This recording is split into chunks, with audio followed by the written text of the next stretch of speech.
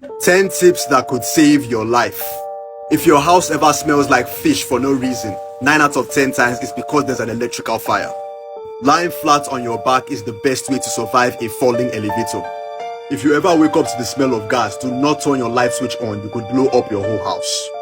If you are in a foreign country and you do not know the emergency number, call 112 and it will automatically connect you to the nearest helpline.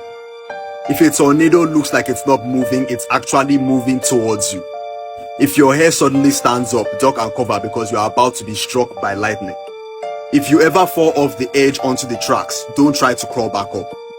There is a crawl space built to go underneath in case this happens. If a deer runs across the road, it's better to hit it than swerve into the ditch. But if it's a moose, it's better to swerve into the ditch. This is because hitting a moose is like hitting a brick wall.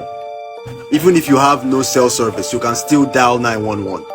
In an emergency, your phone will connect to the nearest cell tower. If you ever get kidnapped at the back of a vehicle, disconnect the brake light wire so the police pull them over. Then kick on the door to let them know that you are there. For more,